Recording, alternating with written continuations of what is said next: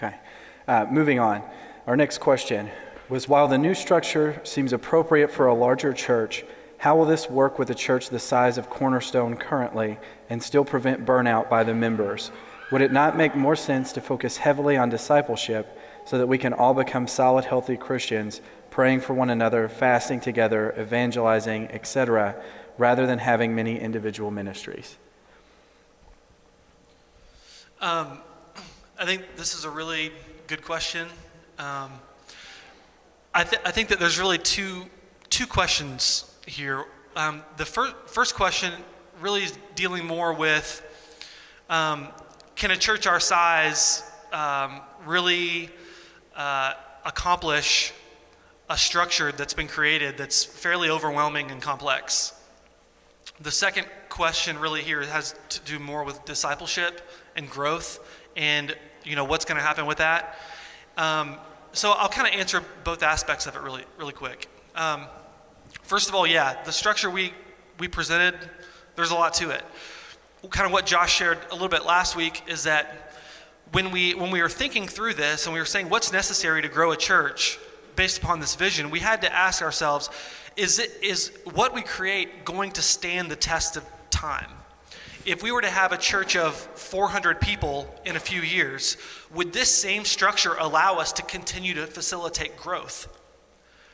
And the more that we moved along with our discussions and meetings, we had to answer that question, and we continue to revise it based upon the fact that we need this to last a while. And so, one thing to note is that, and can we actually bring up that? So this is one thing that Josh went through. So you see all the different ministries and the different areas and aspects of the church. And here's the thing is, we are totally aware that we're a small church, that we don't have the resources, the manpower that other churches may have to possibly accomplish something like this immediately. So, we have to really prioritize what are the main focuses that need to happen immediately. What are the things that are really going to help us to get the ball rolling now that we really need to focus on?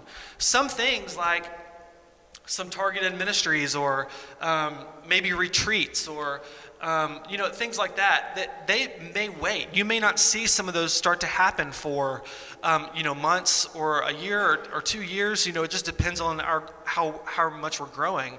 But we at least have to have something in place that's going to help us to grow. One analogy that I appreciate is if you think about if you're going to have a vineyard, right, and you're going to be growing all these vines and grapes and stuff like that. One way to approach it is that you could say, okay, I need to put up the lattice first so that when the vine starts growing, it has something to attach to and to grow in a healthy manner. The other way you could look at it is to say, well, you know what? I'll just wait for the vine to start growing. I'll fertilize it and I'll do all these things. And once it starts growing, then I'll start putting up lattice around it to kind of account for what it's wanting to do so that I make sure that it stays healthy. I think we would all agree that you want to put the lattice up first. You want to make sure that when the vine grows, it has something to attach to that's already in place, it's thought through, it's positioned, and it's meant for that purpose of growing a vine. And so when we look at this structure, that is the entire goal of what we've done, is to say if we want to grow to a church of 300-400 people, whatever it is, then we need to have something for those people to attach to that's going to facilitate discipleship and facilitate the growth that we see is going to be necessary to accomplish the vision that we've created. Now, regarding discipleship and growing, I just want to mention that one of the things we noticed when we were having all these meetings starting back in November, and all of us pretty much agreed when we kind of addressed the state of where our members are right now. If we're completely honest, I think that we realize that there's a lot of people who are hungry. There's a lot of people that don't really know kind of what they're doing in life right now. There's a lot of people that want to be fed. Obviously we believe that every individual is ultimately responsible for their spiritual development. But as a church, people didn't seem like they're really getting what they needed from Cornerstone Church. And so to address that, obviously discipleship and people being able to grow is an important aspect of why we're here and what we're doing. The question becomes, though, how? It mentioned, can you go back to the question really quick? It mentioned, praying for one another, fasting together, evangelizing, etc. Well, those things are great, but if they remain at good intentions, they don't happen. And I think that's the point of the new structure, is to say, you know what, because we want these things to actually happen and to be successful in our church, then we have to have a way to facilitate those things. And with this new structure, we have a way that's going to facilitate asking the hard questions about where we are as a church. Are we growing? Are small groups working? Is worship providing an atmosphere where people can encounter God? Because of the leadership structure, we have people that are intentionally answering and asking those questions on a regular basis so that we can know if we're on track and if people are really growing.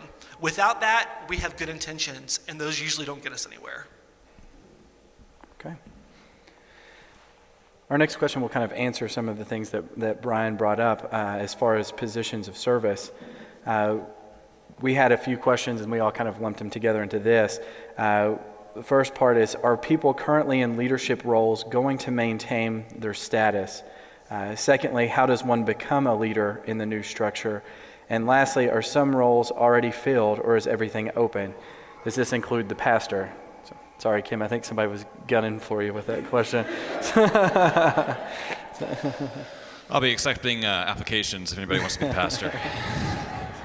There's an application fee. No. Again, this is a good question, and one that we definitely anticipated and want to make sure there's clarity on. You guys are going to think I'm way too invested in like the meanings of words by the time we're done here, and maybe that's the case. But it helps me in the way I think about things. So maybe it'll help you. If not, don't get too hung up on it. But for a lot of years, we've kind of used this generic term leader in a lot of areas of church life.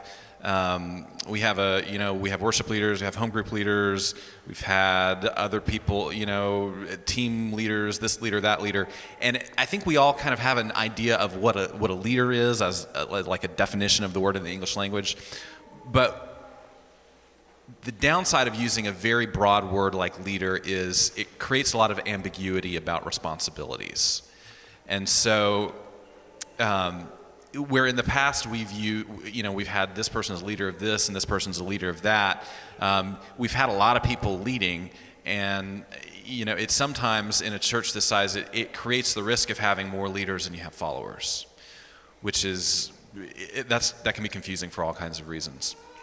And so one of the things that we really wanted to do when we put the structure together for how this is all going to start to work is we wanted to get away from the idea of having a bunch of leaders and really get back to the idea of having a bunch of people serving the church in different ways. So if we can all start to think about what we're doing not as who's a leader of what, but who is serving the church in what capacity. And really, that's the heart of leadership anyway. All leadership comes from a position of servanthood. If your leadership comes from an authority based only on your position or on a title, it's illegitimate. You're not going to get anything done. You're not going to have people following you. So I say that to introduce the idea that there are so many opportunities for people to serve, and there are so many roles, as John talked about, in a structure that is as ambitious as what we've showed you. There are so many roles. Honestly, I really believe there's a role for everybody in this room. And if we're going to be successful in reaching people that God wants us to reach, then it's going to take everybody in this room. So, to address the first question, are people currently in leadership roles or really any kind of service role? Are they going to maintain their status? If we can get rid of the words leadership and status, then the short answer is yeah. If you're serving in the church right now, nobody is going to come kick you out of whatever you're doing. The only thing that maybe is going to happen is that the thing that you're working on, the team that you kind of head up, the projects that you're invested in, may come under the oversight of one of the team captains. And I think this is probably a good opportunity to actually introduce the team captains because we haven't done that yet. But when we were working through this and meeting with the elders, they kind of suggested that we recruit team captains out of the group of 13 because the group was so familiar with the vision, and it would be much easier to get the ball rolling with team captains who had been part of the process of determining the vision rather than to grab random people and say, hey, here's your new vision, go do this now. So what we've asked the team captains to do is to commit to at least a year of working in this area, so these people aren't necessarily, heading up this area of the church for the rest of the church's life or the rest of their life or anything like that. But they have said, at least for the next year, I'm going to take responsibility for, making sure these key priorities are being met. So, can we go back to that chart? I'm sorry, this wasn't planned, but I think it helps to see. Yeah, so for each of the large group, small group, individual roles, there's one team captain who's going to kind of coordinate and support the people working in all of those different projects. Support, provide some accountability, provide some guidance. And the team captains work really closely with the elders and the pastor to do that. So the large group team captain is John Fox. Yeah, I'm excited about that. It's okay, y'all can cheer. The small group team captain is, anybody have a guess that doesn't already know? Sarah Clark.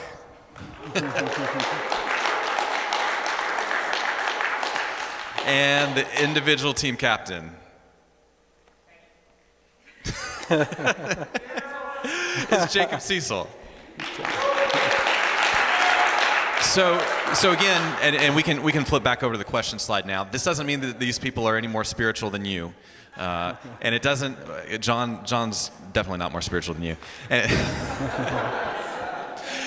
it doesn't mean it doesn't mean that they're your boss. What it means is that they have stepped up and said, I'm going to accept responsibility for the next year to make sure that we're starting to grow in the areas we need to grow in this sort of domain of my team. How does one become a leader in the new structure? We can say, how does one take on a service role in the new structure? It's pretty simple.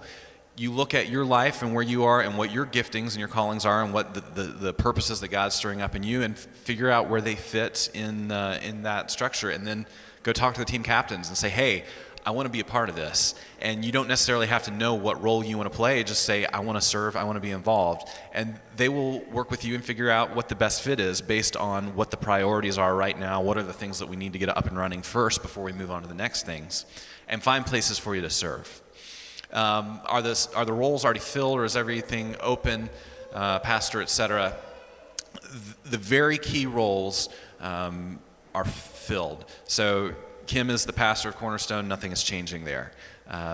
Daniel Boone and Dave Jewell are elders along with Kim in the church. Nothing is changing there.